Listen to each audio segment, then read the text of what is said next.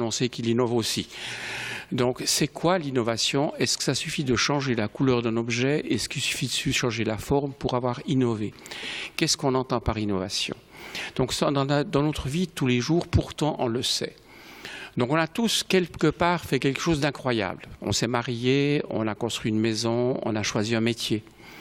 Et la particularité de ces choix, c'est qu'ils ne sont jamais dictés par des règles ou des lois. C'est l'expérience personnelle, c'est la recherche du labyrinthe. Au début, on ne sait pas très bien. Avant de se marier, pour les hommes, on va avoir une fois une blonde, une grande, une petite, une rouquine. Pour les femmes, on va avoir un homme du nord, du sud, de l'est, de l'ouest. Puis on va trouver ce qui résonne en nous et on va finir par faire un choix. Et ce choix sur ce dessin, c'est ce qui suit le spaghetti. Le spaghetti, ça fait penser que c'est un chemin. C'est pas un chemin. C'est la petite lampe que porte le marcheur dans le labyrinthe. Le nombre de chemins qu'il peut prendre est infini. Et finalement, un jour, il devrait sortir du labyrinthe. Il y a des gens qui se plaisent dans le labyrinthe. Il y a De Gaulle qui disait « des chercheurs qui cherchent, on en trouve, des chercheurs qui trouvent, on en cherche ». Dans le fond, il y a des gens qui aiment rester dans la recherche. Moi, mon fils, avec les femmes, il est toujours dans la recherche. Il a 38 ans, il n'a toujours pas réussi à se décider. Donc normalement, je ne sais pas si j'ai un pointeur, ce point-là est important, c'est la définition du cahier de charge et c'est atteindre le but que l'on peut se fixer. Parce que tout au début, on n'a pas de vrai but. On va dans une direction, on a le sentiment de, on a un rêve, un fantasme, on cherche à réaliser quelque chose, mais on ne peut pas encore le décrire clairement. Tandis que là, on a commencé de le décrire. Donc le but essentiel du labyrinthe, c'est de définir le cahier de charge. On ne commence pas par le cahier de charge. Ensuite, on réalise. Le marché, quelle horrible chose. À peine qu'on a fait quelque chose, il demande autre chose. Il le veut le même, en plus mince, en moins cher, dans une autre couleur, une fonction supplémentaire, un service de plus. Bref, on est dans la rénovation. Pourquoi dans la rénovation? Parce qu'on demande au client, ô cher client, que veux-tu? Ô cher marché, que veux-tu? Et on essaye de prolonger sa demande dans la modification du cahier de charge. On fait la génération 2.2, 2.3, 2.4. Dans l'horlogerie, on est à la génération 2.2583. Donc, ce serait bien des fois de se poser la question, ça sera quoi la génération 3? Ça sera quoi? Qui va changer? Donc, c'est quoi l'innovation? Dans ce cas-là, c'est simplement rendre l'impossible possible. Chaque fois que ici, on vous dit « je ne sais pas faire » ou « j'ose pas faire » ou « je ne peux pas faire » pour des questions légales, pour des questions techniques, pour des questions éthiques, peu importe, là se pose la clé de l'innovation.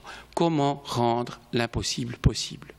Donc, les techniques sont extrêmement similaires. Qu'est-ce qu'on fait? On commence par de l'inspiration, du rêve. On ne sait pas le faire. On doit faire tout le spaghetti pour trouver enfin une proposition qui donne un sens ou qui donne une réponse à ce rêve qu'on en avait. Et ne vous en faites pas. Une fois que vous l'aurez fait, vous allez refaire le cycle d'évolution un certain nombre de fois.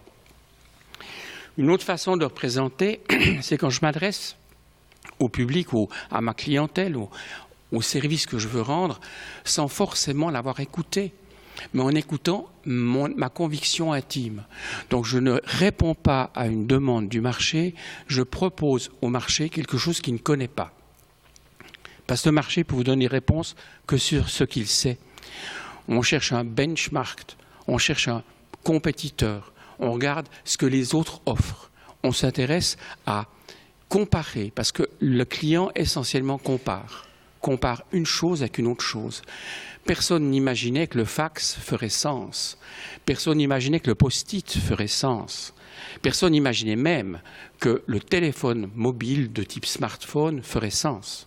Même les plus grands de la branche. Donc là, on a tout le marché contre nous. C'est-à-dire que tous les gens qui sont dans le domaine de rénovation ne comprennent pas pourquoi faire quelque chose dont la demande n'est pas exprimée. C'est en partie la voie royale, mais c'est la plus difficile. Mais fondamentalement, c'est la même chose, c'est de l'inspiration puis du spaghetti. Ce n'est pas une autre démarche, c'est la même démarche. On peut dire que notre monde pousse de manière extrême la notion du GPS. On aimerait avoir des milestones, des budgets des objectifs, on veut savoir combien de temps ça va aller, pour qui ça va aller et par où ça va passer. Et on a actuellement une génération de GPS. On aimerait savoir par avance la route que l'on va prendre. La mauvaise nouvelle que j'ai à vous donner, c'est que le GPS, c'est toujours de la rénovation. On ne peut pas aller dans l'innovation avec un GPS puisque le labyrinthe de l'innovation se construit pendant qu'on marche dedans. On ne peut pas envoyer un drone. On n'a pas de plan. On ne sait pas où l'on va. On sait simplement que l'on tend vers. Et le nombre de sorties est infini. Ce qui est intéressant de comprendre, c'est qu'on a dans cette génération GPS qui se définit par le milestone, chef de projet, budget, délai, on est devenus les champions du monde. On a des softwares extraordinaires, on a des formations extraordinaires qui poussent pour approfondir encore mieux ce que l'on sait déjà. Mais cette génération-là, sachez qu'elle va tendre vers la faillite. Parce que fondamentalement, le problème, c'est que le marché veut toujours plus en payant toujours moins. Donc tout ce que vous allez faire dans la notion de rénovation vous obligera à aller vers l'automation, la délocalisation, la SAPisation, la systématisation, sans dire que c'est mauvais de le faire. 95% de l'activité humaine est concentrée là-dessus. Et c'est là qu'on produit des biens, et c'est là qu'on produit de l'argent, et c'est là qu'on produit le pouvoir. Le problème, c'est que le pouvoir ne comprend finalement plus que le GPS. C'est quoi l'autre partie? L'autre partie, j'ai mis des petits cubes pour vous faire comprendre que malheureusement, pour s'exprimer face aux gens qui décident, on doit bien leur définir comme des délais. Il faut savoir où on va. Mais à chaque intersection, on ne sait pas très bien si on partira à gauche ou à droite. On sait simplement qu'on se définit des buts pour avoir un peu un contrôle sur les coûts et sur le temps, pour essayer de sortir du labyrinthe. Parce que le but final est toujours de sortir du labyrinthe. La différence dans ces êtres humains est très faible. En réalité, c'est les mêmes êtres humains. Ils ont la même formation. Ils parlent la même langue. Ils ont la même histoire. Mais qu'est-ce qui les distingue? C'est que l'attitude est dans l'exploration, alors que l'aptitude est dans l'exploitation. J'ai un ami qui a failli me fâcher, il parlait de chiens. Je me dis, il me traite de chien. C'est un chasseur. Puis il avait un type de chien qui était éduqué pour ramener les proies, un retriever. Donc son éducation, c'est 90% obéir au maître, suivre le maître, s'intéresser à ce qu'il veut, et quand tu lui dis, va chercher, allez chercher. Cette même race peut être éduquée en pointeur. Le pointeur, qu'est-ce qu'il fait? Il pose sa truffe partout. On ne sait pas très bien s'il renifle de la piste de renard ou s'il lève un lièvre, mais toujours est-il qu'il cherche. Et la différence dans le chien, ce n'est pas sa nature. C'est que le retriever, il est 90% obéissant, alors que le pointeur, il est 90% désobéissant. Il n'a que 10% d'obéissance. Le pointeur ne doit pas tuer la proie, doit le lever, alors que le retriever doit chercher. Notre éducation est basée sur ramener. On est orienté vers retriever. Et on s'imagine qu'on va demander à nos équipes qui sont organisées pour ramener, pour suivre les délais, pour suivre les budgets, de tout d'un coup, un jour par semaine, chercher. Un chien, il a besoin de 2 ans pour changer son éducation. Vous ne pouvez pas changer du jour au lendemain celui qui ramène à celui qui lève, même si fondamentalement, c'est les mêmes chiens. C'est 2 attitudes fondamentalement différentes. 90% de désobéissance, alors que l'autre c'est 10% de désobéissance. La particularité de tout cela, c'est que la caractéristique du bon chef de projet, il tient ses promesses. La caractéristique du bon inventeur, il ne tient pas ses promesses. Parce que ce que vous dit l'inventeur au début n'a rien à faire avec ce qu'il fera. Donc ne pas tenir sa promesse est la caractéristique de l'innovateur. Alors que ce qu'on veut, c'est que les gens tiennent leurs promesses.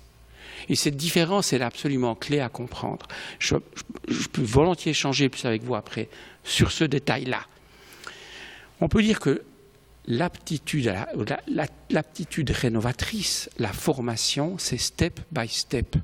on va un pied devant l'autre. On ne prend pas trop de risques, on sait où on va. On a le sentiment de contrôle. Alors que l'innovation, c'est sauter dans l'inconnu. Il ne tient même pas ses promesses. Jusqu'où on doit aller pour l'accompagner? Quel risque on va prendre? Ça fait très peur. Et pourtant, l'innovation est certainement la seule voie pour redécouvrir d'autres façons de faire. L'exploration est multidirectionnelle. J'étais choqué. Aux États-Unis, j'ai rencontré un diversity officer. Je me suis dit, génial, ils ont des gens qui s'intéressent à la diversité du monde. Vous savez ce qu'ils font, les diversity officers? Ils se posent la question, combien on a de latinos, combien on a d'homos, combien on a de trans, et qui peut aller dans quelle toilette de qui? Mais ça ne change rien. La race, la langue et les orientations sexuelles n'ont rien à faire avec la diversité technologique et la diversité créative. C'est s'intéresser à l'ensemble des sciences, à l'ensemble des technologies qui est intéressante. Par exemple, je vais recevoir ce prix de l'innovation. Je suis nominé, ce qui est déjà incroyable. J'ai cru que c'était un spam d'abord. Je me dis, mais qu'est-ce qui se passe? Comment je peux être nominé? On ne doit pas représenter des idoles, on ne doit pas représenter des symboles. Derrière moi, il y a des équipes. Je ne suis jamais seul. On aimerait qu'il y ait un idéal parfait, qu'il y ait un inventeur ou un chef d'État, dans le cas de la France, qui saurait où aller. Il n'y a pas, personne ne sait. La caractéristique, c'est qu'il faut s'intéresser à tout. Donc ce prix de l'invention, moi ce que je vous invite à faire, c'est d'aller découvrir les 15 autres nominés. Ce n'est pas moi qui est intéressant, c'est tous les autres. Et pour les étudiants, il faudrait les ouvrir à voir les autres sciences, à voir les autres découvertes, à voir les autres choses. La curiosité est la mamelle de l'innovation. Être curieux, s'intéresser aux autres, se passionner pour autre chose que son monde, alors que ce que me demande notre monde, l'aptitude, les connaissances, c'est aller plus profond dans ce que l'on sait déjà. Aller encore plus profond, alors que l'innovation, c'est bien la réalisation, la combinaison des deux. Et c'est comment est-ce qu'on fera tenir la diversité des connaissances avec la profondeur des connaissances. Et souvent, dans les sociétés, il y a la profondeur, mais on leur demande de ramener. Comment est-ce qu'on va en faire des pointeurs? Le pointeur, c'est la recherche de ce qu'on ne connaît pas. C'est la redécouverte d'une autre façon de voir. Ça paraît très théorique tout ça, je vais essayer de montrer un exemple pratique du labyrinthe. Puis après, j'arrête. Après, on ouvrira la discussion à la salle, puis j'essaie de rebondir sur les questions que vous aurez éventuellement. Donc, la perle, pour moi, est la définition même de l'innovation, dans le sens où une huître heureuse ne fait pas de perles. La perle est le résultat d'un élément perturbateur, de quelque chose qui dérange l'huître et qui la pousse à créer la perle pour enrober l'élément qui gratte pour l'enlever. Et trouver l'élément qui gratte est la chose la plus difficile.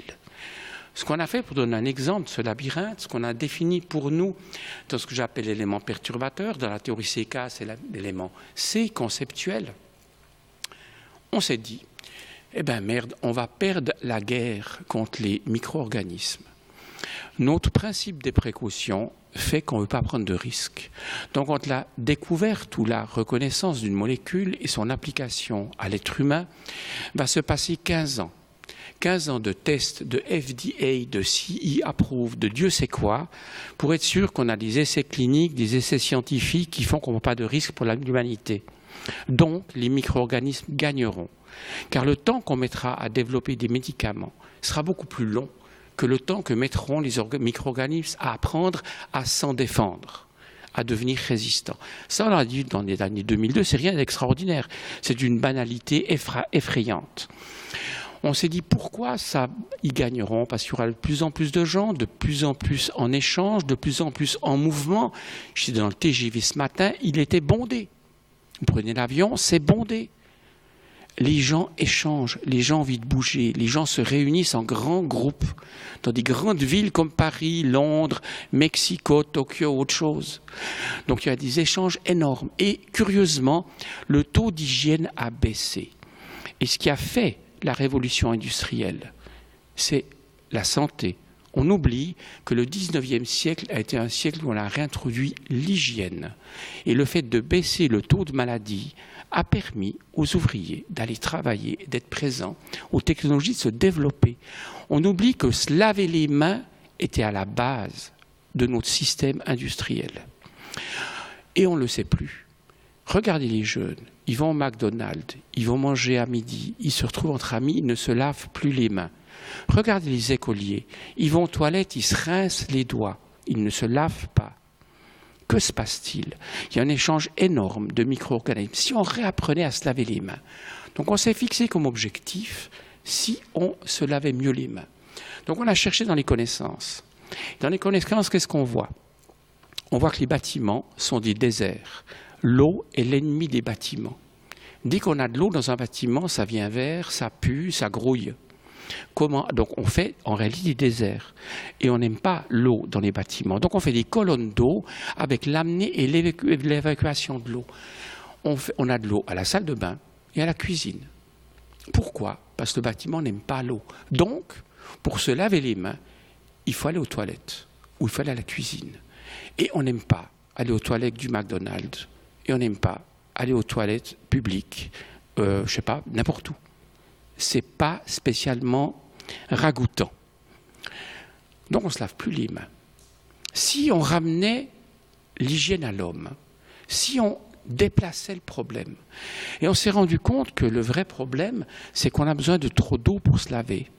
Pourquoi est-ce qu'on a besoin d'1,5 litre? Si on se lavait avec un verre d'eau, une fontaine à eau permettrait de se laver les mains. Donc on s'est dit, on va baisser la consommation d'eau, pas pour des questions d'écologie, pas pour des questions de prix, pour des questions de rendre l'hygiène à l'homme et l'amener à l'homme. C'est ce qu'on voulait faire. On a atterri tout ailleurs. Actuellement, le succès de cette start-up qu'on appelle Smixin, on l'a appelé Smixin parce que ça s'appelle Smart Mixing Unit. C'est un système de mélange air, eau, savon, parce que le savon ne lave pas. C'est l'eau savonneuse qui lave. Quand vous mettez du savon sur les mains, il faut diluer le savon qui colle aux mains. C'est pour ça que vous utilisez beaucoup d'eau. Ce n'est pas pour vous laver. Donc, en se rendant compte de ça, on a développé un système. Ce qui est étonnant, c'est que le succès n'est pas du tout où on s'y attendait. On s'était promis de ramener l'hygiène à l'homme. Eh bien non, on est en train de changer les systèmes dans les toilettes pour mieux se laver les mains. Donc ça vous montre à quel point l'objectif à atteindre n'est pas celui du rêve au départ. Actuellement, ce genre de système permet de baisser la consommation de manière considérable. On réduit de 90% la consommation d'eau, on réduit de 60% la consommation de savon et on augmente l'hygiène en moins de temps. Mais en réalité, qu'est-ce qui fait que le mouvement a marché? C'est parce qu'on économise de l'argent. On oublie que l'eau coûte plus cher que le savon. On oublie que le savon coûte cher aussi et que finalement que l'opération de se laver les mains coûte quelque chose à quelqu'un. Donc actuellement, on a branché tout ça encore sur les systèmes Wi-Fi et ça permet d'avoir, je dirais, le manager du building qui s'occupe de l'hygiène, qui sait où est-ce qu'il y a plus de savon, combien de lavages ont été faits, qui a utilisé quoi, et quand je dois envoyer une équipe pour s'occuper du système. Donc finalement, on améliore l'hygiène, mais on gagne de l'argent. Et on n'a pas été dans la mobilité. Mais ici, vous avez un petit film qui vous montre comment ça marche. Donc, on a ici une station, c'est pas l'autre. L'autre, c'est le compact, c'est la nouvelle génération qu'on a faite. Ça, c'est une station de lavage où on va être capable de mélanger eau, air, savon, pour donner l'illusion de quantité, alors qu'il n'y en a pas beaucoup. Et ensuite, avec très peu d'eau, permettre d'éliminer les salissures. Donc, on baisse considérablement le temps de nettoyage et on améliore l'hygiène elle-même. Actuellement, cette machine-là, elle est surtout vendue en Asie, où on l'a implantée chez McDonald's, chez KFC, où on est actuellement en Chine, on est actuellement aux Philippines, on est aussi en Allemagne, dans les toilettes publiques des chemins de fer. Donc, c'est en train de s'implanter, on est en train de développer l'industrialisation. Et toute la clé est ça. L'objectif, c'est sauver 10 milliards de litres d'eau par an, de manière très facile. Et c'est un objectif qui fait qu'on peut s'ouvrir non seulement aux marchés qui ont intérêt de gagner de l'argent, mais aussi aux marchés qui ont besoin d'un stress hydrique.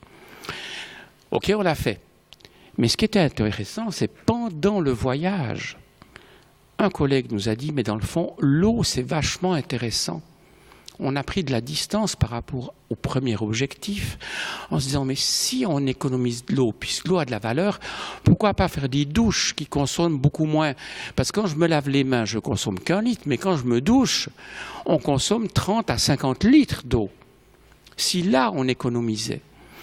Et on a développé une technologie nouvelle qui permet de faire de la douche en donnant l'illusion de l'eau tout en donnant la qualité du lavage. Qu'est-ce qu'on a fait? On a fait Gjosa. Gjosa, ça veut dire geyser en islandais. Donc ce qu'on a fait, c'est qu'on a ramené de l'énergie, parce que dans le fond, l'eau, en tant qu'eau H2O, là, oui, c'est un très bon solvant, mais l'énergie hydraulique lave.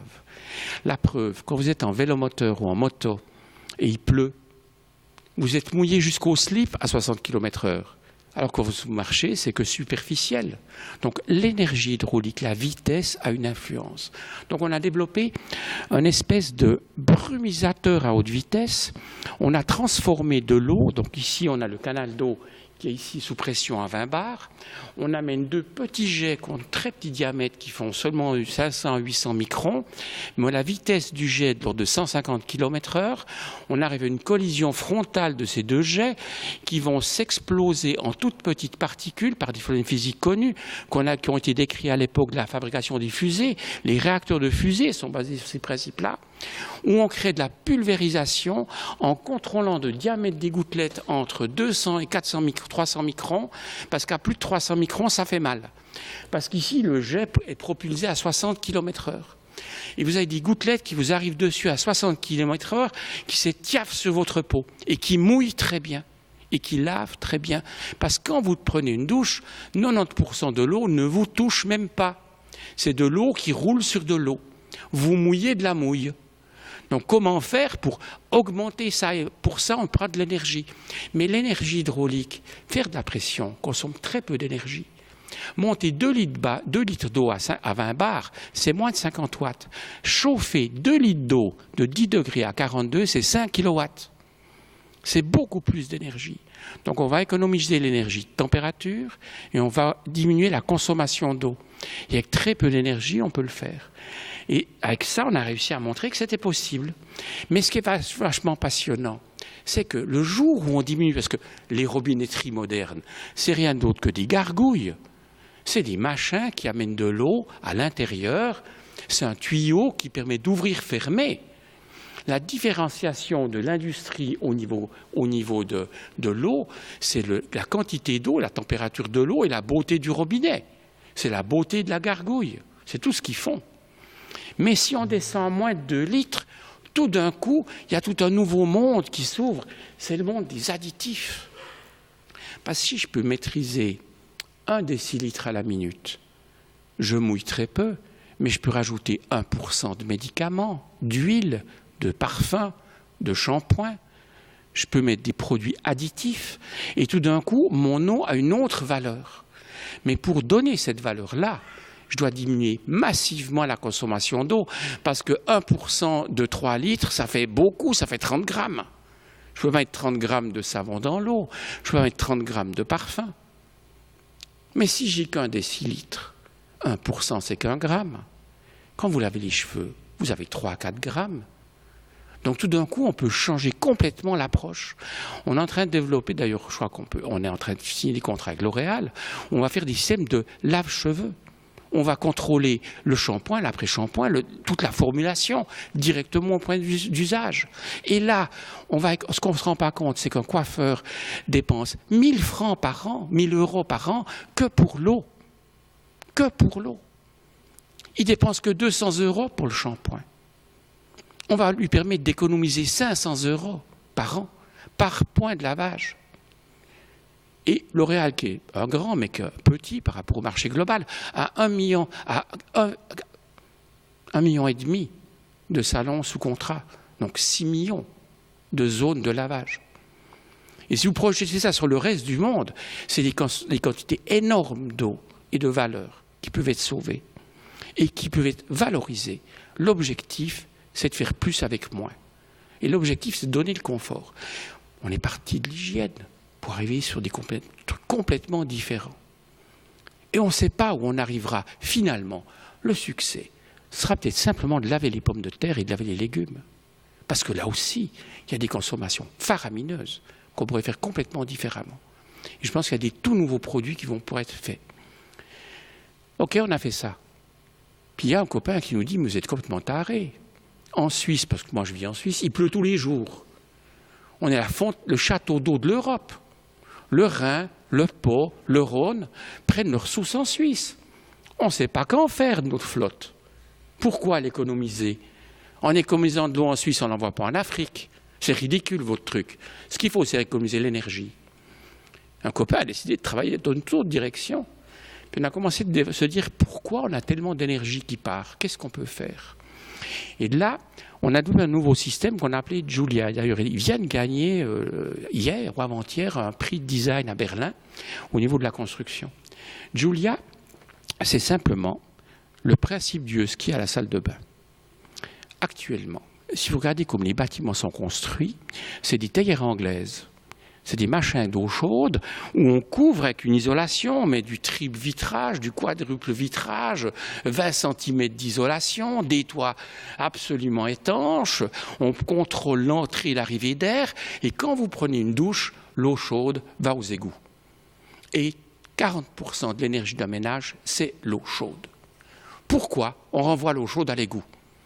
Et ce qu'on a fait, c'est simplement un récupérateur d'énergie, un échangeur de chaleur. Parce que l'eau n'arrive toujours froide. L'eau froide, elle vient par les canalisations, elle est sous terre. Elle a en hiver 8 degrés, en été 10-12 degrés. Elle est très froide. Puis nous, on n'aime pas se doucher à l'eau froide, sauf ceux qui veulent se régénérer, puis avoir le sentiment de fraîcheur, puis qui prennent des douches froides. Moi, j'en prends pas. J'aime bien l'eau tiède. J'aime bien de l'eau en 37 et 40 degrés. Donc, on rajoute de l'eau chaude à l'eau froide dans ce qu'on appelle un mitigeur. Et ce mitigeur, il prend de l'eau à 12 degrés, et puis il met de l'eau à 60 degrés dedans. 60 degrés, parce que c'est la façon de stériliser l'eau pour éviter qu'il n'y ait pas trop de saloperies qui traînent à l'intérieur. Donc, ce qu'on a fait simplement, dans la zone de siphon, on a mis un échangeur de chaleur qui va permettre de réchauffer l'eau froide qui devient tiède, et par là, on récupère 50% de l'énergie. Techniquement, c'est comment? C'est simplement une rigole plutôt qu'un rond, c'est longitudinal. L'eau s'écoule, donc ici on met les catelles, là vous avez la vision, c'est comme il est monté. Vous voyez ici les catelles, puis là vous avez l'échangeur. Et ici, ce qu'on a, c'est là, il y a les catelles qui sont à ce niveau-là. L'eau chaude s'écoule dans le siphon se remplit, quand il y a plus d'eau qui vient, le siphon déborde, et le rideau s'écoule sur un simple système de tuyauterie, où on a de l'eau froide qui circule. Avec ça, on récupère 50% de l'énergie. Les huskies le font depuis des années, les canards aussi, les phoques aussi. C'est des animaux à sang chaud et à pattes froides. Le husky a les pieds froids. Parce que si le husky avait les pieds chauds, il faudrait la neige. Il aurait les pieds mouillés, ça gèlerait. Donc le husky a besoin d'oxygène dans les pieds. Nous, on coupe la circulation, on a les doigts bleus, on perd nos doigts. Le husky ne peut pas perdre ses pattes, puis il ne met pas de souliers. Donc qu'est-ce qu'il fait? Il envoie son sang chaud qui part du cœur vers les pieds pour oxygéner sa peau, sa viande, ses muscles. Donc ce sang chaud s'écoule en direction des pieds par les artères et les veines qui ramènent le sang froid vers le cœur sont géographiquement très proches. Et par là, le sang chaud réchauffe le sang froid et le sang froid refroidit le sang chaud. Ce qui fait que le ski est un animal à sang chaud et à pied froid. Et c'est ça le truc.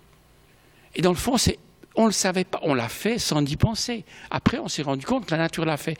Ce n'est pas la nature qui nous a inspirés. On s'est rendu compte qu'on a refait ce que la nature fait depuis très longtemps, mieux que nous. Mais toujours est-il qu'avec ce système, vous récupérez 1000 kWh par an par famille de 4 personnes qui prendraient une douche par jour. Tout ça pour vous dire que finalement, en parlant de lutter contre les pandémies, on a fait des systèmes de lavage de mains pour faire des systèmes de douche, pour faire des récupérateurs de chaleur. Et on n'a rien fait contre la pandémie.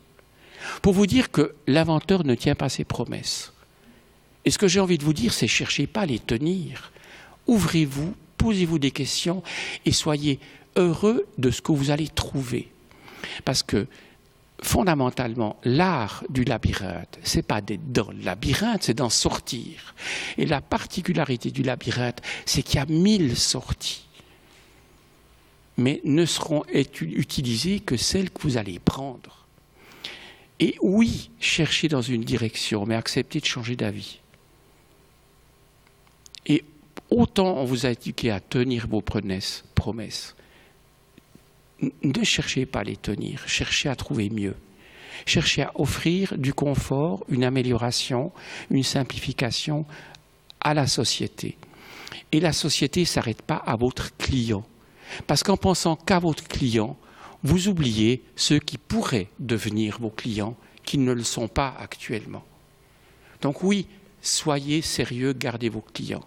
Donc 90% de l'activité humaine, c'est conserver sa clientèle. Mais 5%, c'est en trouver des nouveaux. Et chercher ailleurs. Donc l'art de l'invention est très différent de l'art de la rénovation. Et ils ne sont pas en opposition. Un chasseur doit avoir un chien qui ramène et un chien qui soulève. Mais n'attendez pas que celui qui ramène sera celui qui vous montrera où est la proie. Et n'attendez pas que celui qui vous montre où est la proie sera celui qui ramène. Voilà. On a écrit un bouquin avec Gilles.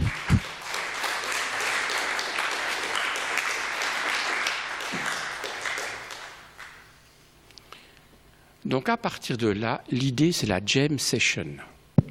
Effectivement, j'ai fait 180 familles de relais dans ma vie. Effectivement, je serai dans toutes sortes de domaines. Je suis plutôt un leveur de proie qu'un rameneur de proie. Je ne peux que parler de mon expérience et je ne peux qu'échanger ça avec vous. Et dans le fond, c'est à vous maintenant la parole. Si je peux essayer de tenter d'y répondre, ce qui ne veut pas dire que je sache la vérité. Je n'ai pas de boule de cristal. Je ne sais pas où on va. Je ne sais pas le chemin. Ce que je sais, c'est qu'on peut y aller. Bon, on va être labyrinthique jusqu'à 19h. Vous donnez votre nom, vous vous présentez très brièvement et question. Benoît Sarrazin, consultant en innovation de rupture. Alors, ce qui m'intéresse beaucoup, c'est votre démarche, c'est-à-dire qu'en fait, votre démarche, apparemment, enfin, en tout cas, j'essaie de la comprendre. Vous expliquez que vous n'allez pas chercher à répondre à un besoin d'un client. En fait, vous allez chercher des besoins qui ne sont pas remplis, donc même les clients ne savent pas qu'ils ont. Très bien. Ceci dit, dans un arbre CK, on peut très vite se perdre, c'est-à-dire qu'en fait, il y a tellement de possibilités, une infinité de possibilités. Donc, comment faites-vous pour quand même suivre une direction? Apparemment, vous avez quand même une intuition qui a du sens, on a l'impression. Et ensuite, à certains moments, voir que dans une certaine branche de l'arbre CK, il y a véritablement une opportunité à creuser plus qu'une autre, alors qu'il y aurait des milliers de possibilités. Un petit peu, vous parlez de sortir du labyrinthe. Donc, comment vous faites pour sortir du labyrinthe, quoi? Bon, déjà, je ne suis pas un grand CK spécialiste. Moi, j'aime bien CK parce qu'il vient sur le fondamental. Il y a deux mondes qui sont en confrontation. Il y a un monde de concepts qui se définissent par le fait que ce n'est pas logique et ce n'est pas vrai ou faux. Et il y a un monde de connaissances qui se définit parce que c'est logique et c'est vrai ou faux. Pour moi, c'est ça le cœur de CK. Et l'autre partie centrale, c'est de dire qu'il faut passer de l'un à l'autre en permanence et dans la même équipe. Le plus grave, c'est quand on passe d'un bureau à l'autre. Un bureau de concept, un bureau de connaissances. Pour retourner un bureau de concept, ça ne marche pas. Il faut travailler en équipe, ensemble. Pour moi, c'est ça la clé. Les choix de direction. Déjà, maintenant, je vous ai montré des startups parce que je n'ai pas le droit de vous parler de mes clients. On travaille pour toutes sortes de clients dans le monde entier et c'est clair que nos clients ont des objectifs plus pointus, souvent plus serrés. Mais c'est la même démarche. Fondamentalement, l'attitude ne change pas. On est un peu plus à l'étroit, simplement. Mais ce n'est pas une attitude très différente. Les choix, c'est simple. Pour moi, le choix fondamental, c'est en quoi je crois pas et en quoi l'équipe croit. Est-ce qu'on peut utiliser l'intelligence collective?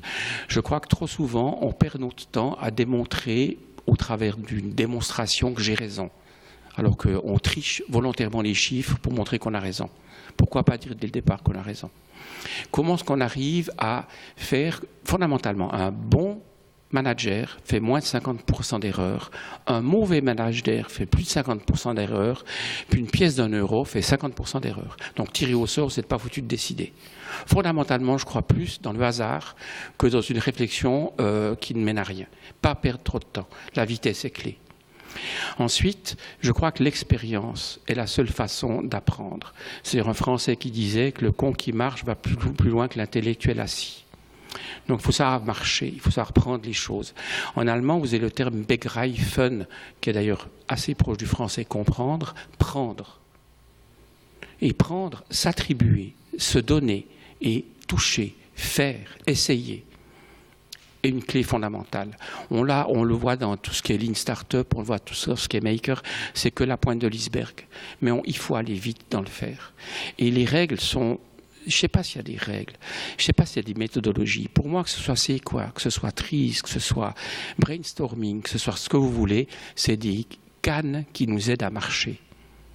Mais ne vous occupez pas seulement des cannes, occupez-vous de marcher. Maintenant, vous pouvez prendre n'importe quelle méthodologie, elle sera bonne à condition où vous soyez bon. Si je fais du brainstorming avec 20 singes, j'aurai des idées de singes. Le pire exemple que j'ai vu, c'était l'émission française, Le Bachelor. Le pauvre gaillard doit trouver la femme idéale avec 20 pétasses. Il ne ferait qu'une pétasse.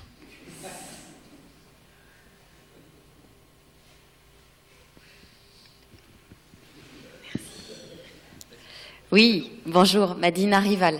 Alors moi j'ai la chance d'être enseignant-chercheur ici et je travaille plus spécifiquement sur les organisations publiques, par exemple des collectivités locales. Et on utilise un terme qui s'appelle l'innovation publique. Alors l'innovation publique, c'est pour le moment, et moi ça me satisfait pas trop, introduire des outils qui gèrent la conception innovante dans le privé, dans le secteur public. Par exemple, on va faire du mode projet. Alors, moi, j'ai bien aimé votre définition à rendre l'impossible possible. Est-ce que ça vous paraît pertinent, est-ce que de cette idée d'innovation publique, ou est-ce que ça vous paraît sans intérêt, est-ce que c'est juste de la rénovation ? Non, le public, le privé, l'industrie, les services n'ont qu'un seul objectif final. C'est ce qui me choque des politiciens d'ailleurs aussi. Fondamentalement, tout système ne fonctionnera que si la confiance peut s'instaurer. Et tout système ne peut fonctionner que si l'injustice n'est pas trop forte. Et la loi, la politique, les services sociaux, l'industrie, les techniques n'ont qu'un seul objectif, c'est ça. Et gérer un groupe d'innovation, c'est simplement, et c'est pas simple à faire, je dis simplement parce que c'est horriblement difficile, comment créer, parce que vous coupez les ailes des créatifs au moment où ils ont le sentiment d'être injustement traités, et vous coupez tout élan créatif le jour où il perd confiance dans le système. Comment se fait-il? Vous avez parlé de la Suisse avant. La Suisse, la plus grande concentration de ronds de cuir, la plus grande concentration de nains de jardin du monde, qui depuis des années est à la pointe de l'innovation. Comment expliquer ça? Simplement parce que si vous perdez confiance dans vos élites, si vous perdiez confiance dans les hôpitaux, dans la police, dans l'école, vous ne pouvez plus créer. Parce que créer, c'est-à-dire, c'est penser que son voisin n'est pas un ennemi. Penser que l'immigrant n'est pas un assassin. Penser que le politicien n'est pas un pourri. Que la police n'est pas corrompue est absolument clé. Parce que si vous avez tellement souci, que vous ne savez pas si les hôpitaux fonctionneront, si la police respectera vos trucs, si vous devez vous enfermer à triple tour, vous êtes foutu. Donc, la clé de l'innovation, c'est des trucs tout bêtes. Et la clé d'une société, c'est comment je crée la confiance et comment je réduis l'injustice étant conscient que la justice n'existe pas. Et ça, c'est comme ça qu'on manage une équipe.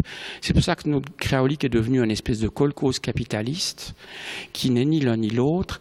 C'est simplement pas suivre des dogmes. Les dogmes sont assassins. Les dogmes tuent. Il n'y a pas de dogme. Il y a comment est-ce que j'essaye de trouver un équilibre dans cette espèce d'écosystème bizarre. Et l'innovation, c'est trouver un équilibre dans un désert, parce que l'innovation n'a pas d'argent. En réalité, l'innovation est un centre de coût et pas un centre de profit, et pourtant, il faut y vivre. Donc, vivre dans l'innovation, c'est être un Touareg. C'est apprendre à vivre dans le désert. Et ça, c'est simplement, et c'est pas suivre des théories d'écologie, de communisme ou de populisme. Non, c'est survivre. Donc je crois beaucoup dans l'innovation sociale et politique. Mais ils me font peur. J'ai l'impression qu'ils font tout à fait l'inverse de ce qu'ils devraient faire. Mais ça, c'est ma réaction spontanée de citoyen. Oui, bonjour, Manuel Zaclat, je suis aussi enseignant-chercheur ici. Et actuellement, on réfléchit pas mal à la pratique des designers dans le cadre d'un travail interdisciplinaire qu'on fait. Alors, designer, je ne sais pas si l'acception française, suisse, américaine est tout à fait la même, mais actuellement, il y a une grande mode en France pour impliquer des designers qui sortent des écoles de design dans tous les projets d'innovation. Et donc voilà, ma question elle est un petit peu double. Alors au sein du design, il y a beaucoup de débats. Par exemple, qui sont traditionnellement, ils viennent plutôt des arts appliqués, puis ils sont confrontés au fait que maintenant, ce qui est très à la mode, c'est plutôt le design thinking et le co-design. Donc ils disent mais ça n'a rien à voir avec le design. Donc bon, c'est un champ qui est en pleine restructuration. Et donc voilà, je voulais avoir votre avis sur cette place très importante que prennent le designer par rapport aux ingénieurs, par rapport aux chercheurs en sciences humaines, et puis aussi ces nouvelles pratiques du design, quel statut vous leur donnez entre des gens qui sont plutôt artistes et puis des gens qui sont plutôt, disons, animateurs de groupe, quoi. Bon, déjà, en français, on a un gros problème, c'est que le terme design sous-entend esthétique. On a de la peine à comprendre que le design n'a rien à faire, que le design, c'est la façon d'approcher globalement un projet, comment est-ce qu'on peut le résoudre autrement. Donc, par exemple, Créaolique, on est parti au départ, on était des ingénieurs. Moi, je suis formation mécanicien horloger, ingénieur polymère, ingénieur technique. Moi, je voulais être à la robotique. Moi, j'aime les machines, j'aime les trucs qui bougent. Ma femme qui est ici, un homme n'est jamais seul, toujours. Ma femme est toujours avec moi, c'est fondamental. Moi, j'adore m'arrêter de voir des machines, voir des objets, des tournevis, des moteurs. Et je me suis rendu compte que dans le fond, tout ça n'est que des véhicules, dont leur seul objectif, c'est de servir quelqu'un. Donc, la voiture n'est pas importante, c'est l'objectif qui est important. Donc, de plus en plus, on a intégré effectivement des gens qui venaient du domaine, je dirais, de la troisième dimension, de l'esthétisme, de l'interaction machine, de l'interaction humaine. On a fait, il y a maintenant quelques semaines, on a fait une réunion entre un groupe de Swisscom. Swisscom a développé un système qui s'appelle Human Centered Design.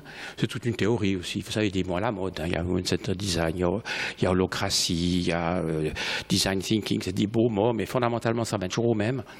C'est comment est-ce que je ramène l'homme au centre de la question. Parce que finalement, l'homme est au centre de la question. Donc, l'utilisateur est au centre de la question. Donc, on ne peut pas ne pas penser à un produit demain sans réfléchir à l'être humain et à l'usage qu'on va en faire de l'objet.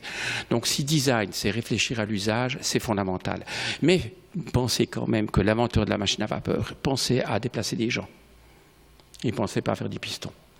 Donc pensez quand même que les grands génies qui ont été les inventeurs de la lumière, des ampoules, Edison et toutes ces choses-là, c'est dans le but de servir à quelque chose. Donc il y a toujours du design. Et j'aimerais pas que le design s'arrête à des gens qui font des beaux dessins, puis qui font des belles choses. C'est qu'une toute petite partie du design. Mais si le design, c'est penser à l'être humain, si le design, c'est penser à l'utilisateur, je pense que j'ai toujours été un designer. Quand j'ai fait une montre, j'ai jamais pensé à un engrenage. Ce qui m'intéressait, c'était la pièce, cette montre que j'allais porter, cette montre qui va être à moi, ce que je m'attribue. C'est pour ça qu'il faut vous mettre, vous, au centre de la question, pas vous en tant que spécialiste, mais vous en tant qu'utilisateur. Et à ce moment-là, vous faites du design. Donc oui, mais évitez de coller une espèce d'étiquette horrible à un pauvre type qui fait des beaux dessins, un designer. Je ne sais pas si je réponds à votre question. Si, ça va. Passionnez-vous à l'être humain, passionnez-vous aux usages, passionnez-vous à la façon dont on fait les choses et vous ferez du design. Si vous voulez, moi je pense quand même que, disons que cette formation qu'ont un peu les designers avec leur capacité à rendre les choses sensibles joue un rôle dans des projets interdisciplinaires, c'est-à-dire que l'ingénieur, il a des fois du mal à exprimer les choses parce que voilà, c'est pas sa formation de base, voilà.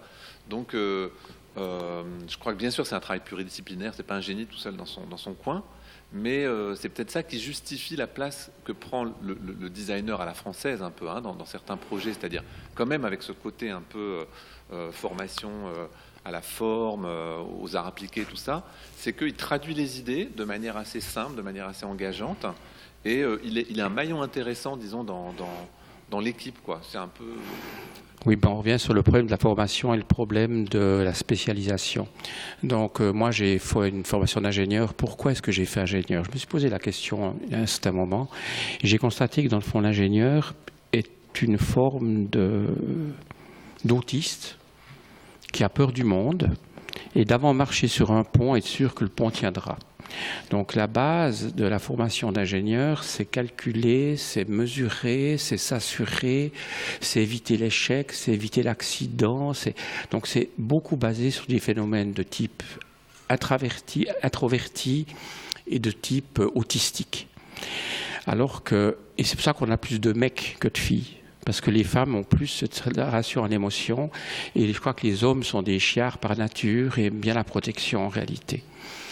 Et j'ai dû apprendre que mes émotions sont plus importantes que mes peurs, et j'ai dû apprendre à découvrir que, vous imaginez, que j'ai fait une montre dont le but est une montre de combat. Le but, c'est une montre bon marché. Donc, on a fait un produit de mode. C'est ce designer qui sont venus. J'ai cru que c'était tous des homosexuels puis des tarés.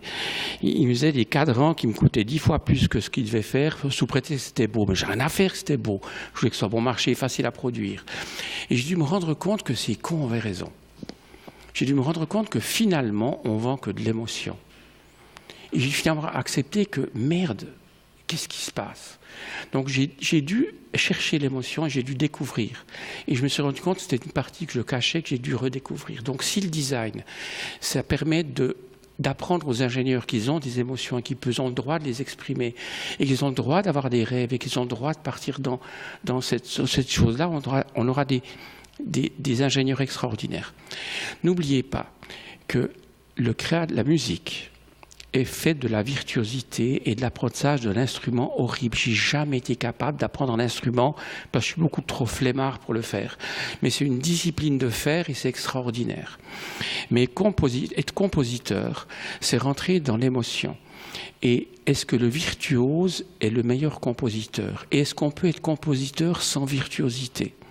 Donc je pense qu'on a besoin de la virtuosité pour apprendre à composer la musique. Donc l'ingénierie, c'est une forme de science, tout comme le design est une forme de science, et ça s'apprend. Mais la clé n'est pas dans la virtuosité du dessin, n'est pas dans la virtuosité du calcul, ni dans la virtuosité de la technique, mais c'est bien dans qu'est-ce que je vais pouvoir exprimer par ces outils. Et pour moi, le design n'est qu'une technique, et des designers formés sont que des ingénieurs qui savent dessiner, fondamentalement. Ils ont appris ces choses-là. L'avantage, c'est qu'on leur a éveillé l'émotion plus qu'aux ingénieurs. Donc moi, j'adore bosser avec les architectes. Je trouve que les architectes ont aussi ce côté utilisation. L'architecte, c'est quand même centré autour de l'homme. Et c'est pour ça que si design, c'est architecture, si design, c'est émotion, eh bien, ça joue pour la musique, ça joue pour le reste. Et ce qu'on devrait apprendre, c'est aussi aux ingénieurs que, les copains, vous avez des émotions. Et les designers, nom de Dieu, il faut savoir les techniques aussi. Donc, moi, j'aime pas cette séparation en silo, soi-disant que les designers seraient plus émotifs que les autres. C'est pas vrai. On attire plus ces gens-là. Et on leur réveille cette fibre, mais on peut l'éveiller chez les autres. Fondamentalement, on est tous des chiens, on peut être éduqués pour chercher la proie. Du coup, je suis là. Bonjour, je m'appelle Julie, moi je suis étudiante et j'ai été interpellée par ce que vous avez dit suite à la réaction de madame sur l'innovation sociale et tout ce mouvement-là qui vous fait peur. Vous avez l'impression qu'ils ne vont pas dans le bon sens, qu'ils ne font pas ce qu'ils devraient faire. Est-ce que vous pourriez développer un peu Mais je n'ai pas de réponse à vous donner là-dessus. Oui, j'ai peur aussi. Pourquoi, par exemple? Parce qu'une bonne partie du système social politique est basée sur des contrats à vie, sur des gens qui n'ont pas de risque de perte de leur emploi, sur une espèce de ronronnement et tournant en rond. Donc le gros problème, c'est qu'on a de la peine à mettre de la compétition, on a de la peine à mettre de la motivation, et on suit des espèces de dogmes politiques.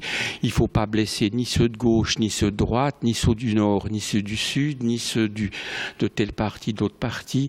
Il y a une espèce de ventre mou, bizarre, qui fait qu'on a l'impression qu'il n'y a rien qui bouge. Donc j'ai des grandes peurs pour ces systèmes qui sont pourtant clés. Parce que si on n'arrive pas à faire une société qui ait plus confiance en elle-même et dans ses voisins et dans les systèmes, et si on n'arrive pas à lutter contre l'injustice, on fout en l'air le système. Donc on a un risque énorme, et il y a un grand besoin, et il y a c'est plus qu'un besoin, ça sera vital pour nous, c'est quand même chiant d'arriver à faire une guerre pour arriver à tout foutre en l'air pour commencer. Moi, par exemple, j'ai l'impression que la politique a un syndrome de Diogène. On n'est pas foutu de foutre loin une loi quand on en fait une nouvelle. Moi, quand j'achète un nouveau meuble, à un moment donné, je dois en virer un autre. Mon appartement est limité. Puis en accumulant sans arrêt des nouvelles lois, des nouveaux principes, en ayant l'Europe qui nous rajoute encore des systèmes à tort la rigole, on est Diogène. On ne peut plus bouger dans nos vies parce qu'on nous a foutu de plus en plus de règlements, de règles, de systèmes. Et pourtant, on en a besoin. Et on devrait introduire une loi qui fait qu'on ne met pas de nouvelles lois sans en foutre une autre à la poubelle. Mais ça, c'est une crainte. Mais je ne vous dis pas que j'ai la solution.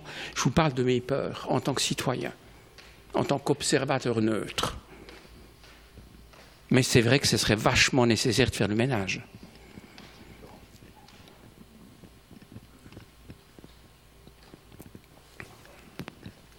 Oui, bonjour, Laurent, je travaille chez Les Mobiles, je ne dirais pas quel opérateur. J'ai bu vos paroles, je suis hyper angoissé maintenant, mais ça va passer.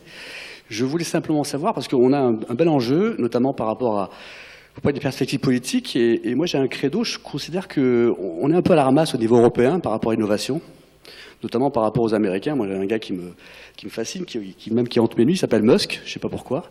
Et je voulais savoir comment vous voyez véritablement l'innovation en Europe, et la question qui est sous-jacente, est-ce que finalement, pour innover, il ne faut-il pas avoir un degré de transgression suffisamment, juste et parfait pour péter les lignes, quoi, quelque part?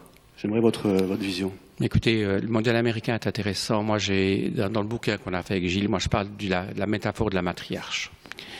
C'est-à-dire que avoir des idées, c'est bien, mais c'est aussi, mais ce qu'il faut, c'est les faire aboutir. Et je compare ça en disant que finalement, la créativité est à l'humanité ce que la partouze est au taux de naissance. Donc la partouze, c'est bien faire un week-end créatif, faire du brainstorming, c'est juste de la partouze, ça ne sert à rien. Le but de la partouze, c'est le taux de naissance. Et le taux de naissance, c'est le taux de produit. L'innovation, c'est le taux de naissance. La créativité, c'est de la partouze. C'est bien d'être créatif, mais il faut un taux de naissance.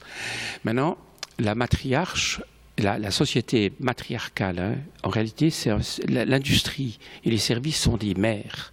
Sont des mères qui veulent des enfants utiles adultes. Ils ne veulent pas des gosses tous les jours. Donc ces mères, elles veulent de l'utilité et de l'adulte. Et dans le fond, les créatifs sont des pères qui sont dans un système matriarcal. Ils veulent faire un gosse toutes les nuits. Et les mères, elles en veulent juste un de temps à autre, mais qui soit bon. Les sociétés américaines ont constaté que c'était vachement difficile de tomber enceinte. Donc elles ont fait une ablation des organes génitaux. Et puis font des start-up. Les start-up sont des Mowgli, sont des vies sous forme d'éprouvettes. On essaye, on regarde si ça marche. Puis ensuite, on adopte le bébé. Et l'art de l'Amérique, c'est pas de créer des nouvelles idées, c'est de les adopter. La force, c'est de dire, voilà des bébés qui ont un potentiel, j'en fais mon enfant. Chez nous, on ne sait pas adopter. Parce qu'on a de la peine à accepter des cultures différentes, on a peine à accepter une génétique différente. Nos structures, nos systèmes sociaux, nos entreprises sont basés sur l'ADN. On veut que l'ADN de l'avenir soit le même que le passé, alors que forcément que l'ADN de l'avenir sera différent du passé. La pire horreur que je peux m'imaginer, c'est que ma fille soit la copie de ma femme. Il ne faut jamais que les enfants soient la copie des parents. Il faut que ce soit un mélange de tout ça. Maintenant, il y a différents modèles. il y a les grenouilles. Alors, vous savez, tout ce qui est Internet, tout ce qui est maker, c'est des grenouilles. Tout ce que vous pouvez faire vite, avec très peu d'énergie, puis que ça vive tout seul, c'est le principe de la grenouille. Les Français mangent les grenouilles, les Chinois mangent les grenouilles, les serpents mangent les grenouilles. Donc, pour survivre, la grenouille fait 1000 œufs, il y en a 3 qui survivent. On ne pourra jamais faire des centrales nucléaires comme ça. Si on fait 1000 centrales, puis il n'y en a que 3 qui survivent, ça pose un problème. Donc la grenouille, il y aura une invasion de grenouilles. Tous ces startups de type maker, de type rapide, ça marche. Mais sur 1000, il y en a 3 qui marcheront. Mais il y a le modèle européen qui est vachement intéressant. Vous prenez Dacia, vous prenez Swatch, vous prenez Nespresso, c'est des nidifications. Le système européen est basé sur l'agilité et la rapidité. Donc les entreprises doivent se concentrer sur agile et rapide, mais doivent avoir des nids dans lesquels ils sont capables de développer autre chose sans voler avec. Vous ne voyez jamais un oiseau voler avec des œufs sous les ailes. Donc il faut conserver l'importance de ne pas perdre la focalisation. Agilité, succès, survie à court terme est clé. 95% de l'activité humaine est de la survie à court terme. Il n'y a que 5% qui est faire une nouvelle vie. Et en Europe, on est capable de le faire, on l'a montré. Et le modèle américain de la start-up ne marche pas en Europe. Pourquoi? Parce que c'est des sociétés américaines qui rachètent les start-up européennes. Parce qu'on n'a pas de marché de l'adoption. On n'a pas d'entreprise qui rachète quelque chose d'autre que ce qu'ils font. Ce qu'elles font, c'est de l'acquisition. C'est de la fusion-acquisition. Elles s'agrandissent en bouffant un concurrent. Elles ne s'agrandissent pas en cherchant de nouveaux marchés. Et ça, c'est un problème mental qu'on a, mais ce qui n'est pas faux. C'est-à-dire qu'on a le modèle de l'oiseau qui peut fonctionner. Et le modèle américain n'est qu'un des multiples modèles de la nature. Vous avez le clonage qui fonctionne, vous avez les grenouilles qui fonctionnent, il y a les mammifères qui fonctionnent, il y a les oiseaux qui fonctionnent. On a un modèle un peu différent et on n'est pas assez fiers du modèle qu'on a. Et je pense que nous, Créolique, on vit de nidification depuis 40 ans. On ne parle pas de nous. On existait avant Google. On existait avant, et pourtant ça marche. Et moi, je fais de la nidification depuis 40 ans et ça fonctionne. Et on vit à 90% ou 95% du service qu'on fait à l'industrie. Et ce qu'on fait avec l'industrie, c'est des nids. Ce qu'on fait, c'est des mélanges de gènes. On a accepté que nous étions juste des géniteurs. On était là pour créer la vie, mais elle appartiendra à ses mères. Et on transmet ça. Et on vit depuis 40 ans ça. Et moi, j'ai fait 180 familles de fruits dans ma vie. C'est dans la notion de nidification. Et c'est un modèle européen qui n'est pas étudié, qui n'est pas exprimé, qui existe depuis longtemps. Ce qui ne veut pas dire qu'on ne peut pas faire les start-up, on peut le faire. Mais il faudra créer un marché de start-up. Et ce marché, pour l'instant, on ne l'a pas. Ce n'est pas un manque d'argent, ce n'est pas un manque d'idées. C'est un manque de mères qui adoptent. Parce qu'une start-up qui n'est pas adoptée ne sert à rien. Si une start-up sait faire une PME, autant pisser dans un violon.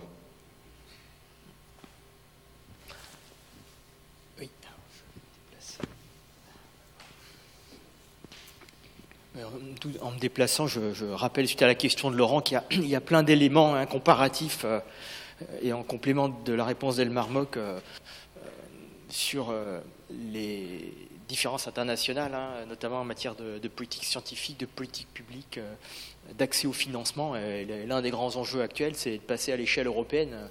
Les États-Unis, qui ont eu différents modèles d'innovation, il y a eu une conférence absolument remarquable il y a 1 mois et demi sur les Bell Labs, qui sont une incarnation très particulière du modèle fondé sur la science. Aux États-Unis, bénéficient d'un effet de levier considérable grâce à l'effet de marché qui est engendré derrière. Et ce qui est intéressant dans les réponses d'Elmar, c'est qu'on voit que des stratégies très locales, mais originales, comme la nidification, produisent des innovations par d'autres effets de levier, qui sont ceux de l'accès aux clients. Et il y a aussi quelque chose qu'on peut ajouter sur une vision très technologique et les politiques publiques qu'on a en Europe notamment, et dans l'OCDE plus largement, sont très centrées sur des définitions, des métriques technologiques de l'innovation. Et relativement aux discussions qu'on a eues à l'instant sur les usages, sur des approches plus idéationnelles de l'innovation, ça nous échappe, ça ne rentre pas dans les comparaisons. Et on manque aussi beaucoup de réflexion, je trouve, sur les modes d'organisation à une échelle très, très locale. Mais je relancerai peut-être Elmar Mock en question sur la façon dont Créolique fonctionne. Pour embêter un peu le public français, ce qui m'a toujours choqué en France, c'est que les sociétés avec lesquelles je travaillais commençaient par se poser la question « qui paye ?» Est-ce qu'il y a un projet local, européen, régional? Et on ne se pose pas la question si je veux, on se pose la question comment je finance. Et avant d'engager une réflexion sur le produit, on se pose la question qui payera? Parce que le principe est simple, je paye des impôts, donc c'est l'État qui me paye mon truc. Et c'est le pire truc. L'État ne paye pas pour vous, l'État vous pique du fric dans les poches. Et si vous pensez lui repiquer du fric dans les poches parce que vous a piqué du fric dans les poches, vous êtes mal barré. Donc la débilité européenne, c'est le principe que c'est aux autres de payer. Et il n'y a aucune chance d'y arriver comme ça. Oui, vous nous avez fait sourire tout à l'heure en évoquant la Suisse et en la combinant avec un pays de nains de jardin. Mais c'est quand même un pays extrêmement innovant. Est-ce que vous ne croyez pas qu'un des facteurs qui explique l'innovation en Suisse est lié à la formation des ingénieurs, qui est extrêmement différente de la formation des ingénieurs en France, qui est beaucoup plus abstraite, beaucoup plus tournée vers les mathématiques, alors que la formation de l'ingénieur en Suisse, même depuis l'apprentissage, est une formation très tournée vers la pratique. Écoutez, certainement la formation a une influence. Moi, je viens de ça. Moi, je suis un dual. Hein. Moi, j'aurais jamais pu faire l'université. J'étais pas capable d'écrire. Donc, je suis complètement dyslexique. Puis, j'arrive pas à faire moins de 50 fautes par page. Donc, c'est une catastrophe ambulante. Il m'a fallu 11 ans pour faire 9 ans d'école. Donc, j'étais une horreur. Donc, je viens totalement du système dual. Je crois que la formation a une importance, mais beaucoup plus importante que la formation. C'est le fait qu'on a beaucoup de gens qui prennent leurs responsabilités. Ce que je vous ai dit avant, c'est ce qui me fait aussi peur en Suisse. On va malheureusement dans cette direction-là aussi. Et je ne crois pas que l'État est là pour vous payer vos développements. Et je ne crois pas que l'État vous donnera une direction. Pour moi, l'organisation d'un État est à la société ce que les freins et l'amortisseur sont à une voiture. Moi, je ne parle pas du frein puis de l'amortisseur quand je m'achète une voiture. Je parle du moteur. Et le moteur, c'est les gens qui travaillent. Et c'est l'industrie qui vit. Et c'est la façon dont les gens travaillent ensemble. Et le moteur d'une société, c'est la somme de ses activités. Et les politiciens sont là pour freiner au bon moment, ni trop peu. Ils sont là pour amortir les chocs, pour rien d'autre. Donc, si vous pensez que les politiques changera votre vie, autant changer la couleur de vos appartements. Ça ne changera rien. C'est vous, la vie, c'est l'activité, c'est la société. Et on ne peut pas donner cette responsabilité aux autres. Et les écoles s'autoflagellent en pensant qu'elles sont à l'origine du mouvement. L'origine du mouvement est dans la société. Ce que je vous dis avant est pour moi absolument clé. Comment est-ce qu'on crée un état de confiance? Comment on crée un état d'équilibre? Et comment est-ce qu'on donne le pouvoir aux gens, donner. C'est pour ça que je vous dis comprendre, prenez les choses, allez de l'avant. La formation est une petite partie de cela. Elle fait partie de cet ensemble. Mais ça, c'est vraiment très général, c'est très global. Oui, je suis ici. Sani Persey, je me permets de poursuivre cette question sur qu'est-ce qui explique cette force de l'innovation dans votre pays. Au début de votre conférence, vous avez évoqué la diversité. En Suisse, il y a 4 langues nationales, avec la plus faible qui est maintenue. On maintient une diversité linguistique. Vous avez un gouvernement réduit à 7 membres où il y a 4 partis politiques qui sont représentés constamment. Contrairement aux idées reçues, il y a proportionnellement plus d'étrangers en Suisse qu'en France. Il y a énormément d'échanges avec l'étranger. Ce matin, il me semble qu'on disait que pour 1 euro suisse gagné en Suisse, il y a aussi 1 euro gagné de l'étranger. Est-ce que vous pensez que la Suisse est un pays de diversité et que cette diversité contribue à cette innovation? Oui. Je pense qu'être un bâtard de frontières est bon. Il faut être un bâtard de technologie, un bâtard de frontières, un bâtard de culture. Il faut s'intéresser à tout. Et l'avantage du bâtard, c'est qu'il est majoritaire nulle part. On est toujours l'étranger de quelqu'un. On est toujours le petit, on est toujours en opposition. On doit toujours apprendre à se vendre, apprendre à transmettre. Donc c'est très important de ne pas être le puissant. Donc je pense que c'est un gros avantage. D'ailleurs, vous verrez dans toutes les régions frontières des pays, c'est souvent là que vous avez ces bâtards qui peuvent mieux s'exprimer. Donc soignez la bâtardise. Ça, je vous en suis profondément convaincu. Maintenant, je ne crois pas que c'est seulement ça. Je crois qu'aussi la base du système est « aide-toi et Dieu t'aidera ». C'est-à-dire, ne compte pas sur l'État, ne compte pas sur les autres, ne compte pas sur un contrat social, tu n'as pas d'avenir, tu construis ton avenir, on ne te garantit rien. Il n'y a pas de contrat social qui fait « je t'élis président, mais par contre, tu me donnes ça, puis ça, puis ça en contrepartie ». Donc, il n'y a pas d'échange, il n'y a pas de marchandage sur la vie. Tu es responsable de ta vie et tu te démerdes. On a le système social le plus faible d'Europe. À Créaolique, on n'a pas d'avenir depuis 30 ans. Il n'y a pas une personne qui sait si elle sera encore engagée dans 3 mois. Il n'y a pas d'assurance salariale. Et c'est pourtant comme ça qu'on crée la confiance. Parce que la confiance, ce n'est pas de l'argent, ce n'est pas des contrats, c'est des façons de travailler ensemble, des façons d'échanger ensemble. Puis ça, je ne peux pas vous expliquer. Je n'ai pas de raison. Je ne sais pas si on est meilleur que les autres. Je crois qu'on n'est pas meilleur, on est juste moins mauvais de temps à autre. On n'a pas été riche. Le pays le plus pauvre d'Europe, par nature. Pendant des siècles, ça a été le plus pauvre d'Europe. Et il devrait être pauvre. On n'a pas de contact aux océans, on a des montagnes de mer d'il fait un sale temps, on n'a pas de ressources naturelles. On doit toujours être au service des autres. Et c'est la seule façon dont on a pu se développer. Et on ne s'est pas développé parce qu'on est plus malin que les autres, on a profité des bêtises des autres, c'est tout. C'est grâce aux Français qu'on est riche.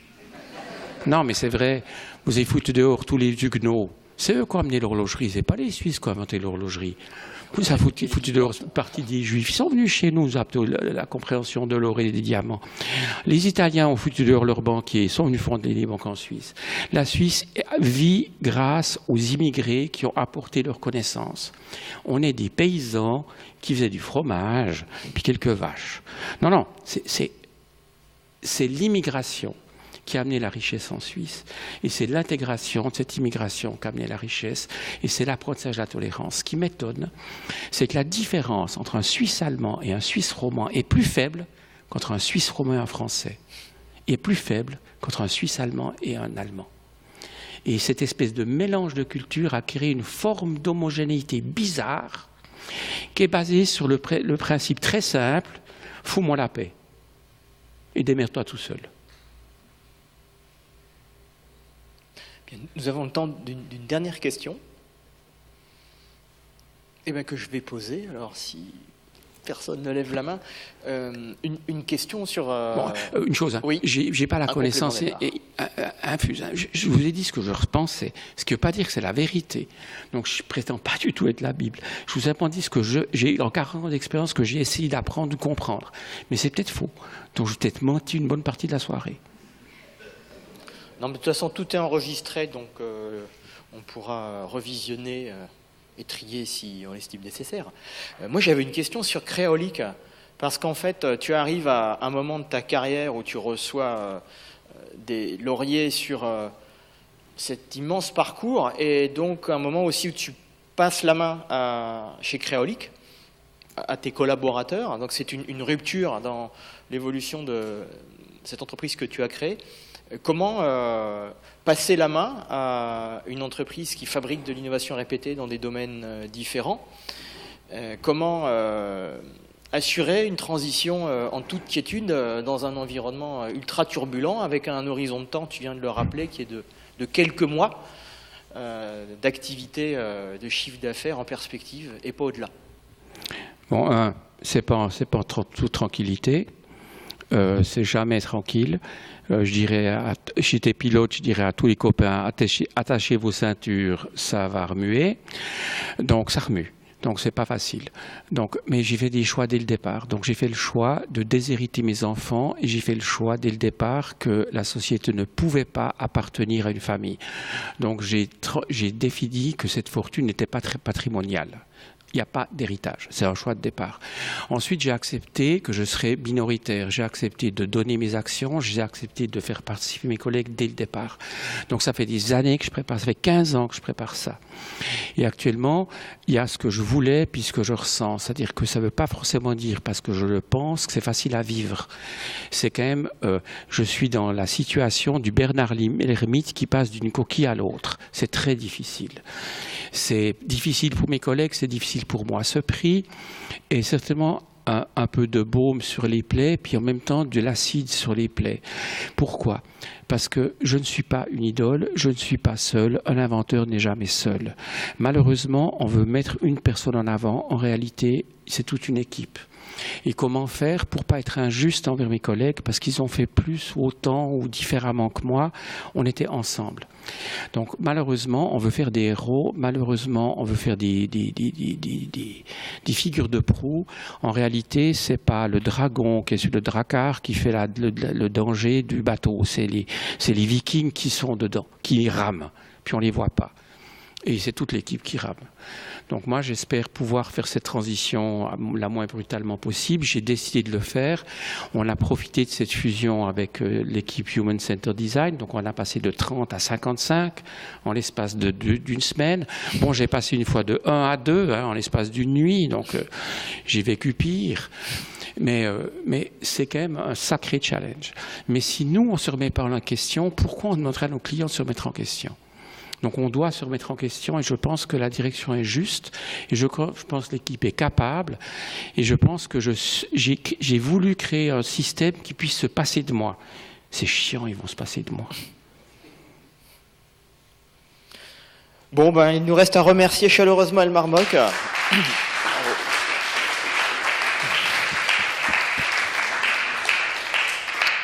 Voilà, et à lui dire qu'il sera toujours le bienvenu au CNAM. Il est venu exprès pour cette occasion. Merci encore pour cette conférence, Elmar. Merci beaucoup. Merci. En votre nom à tous.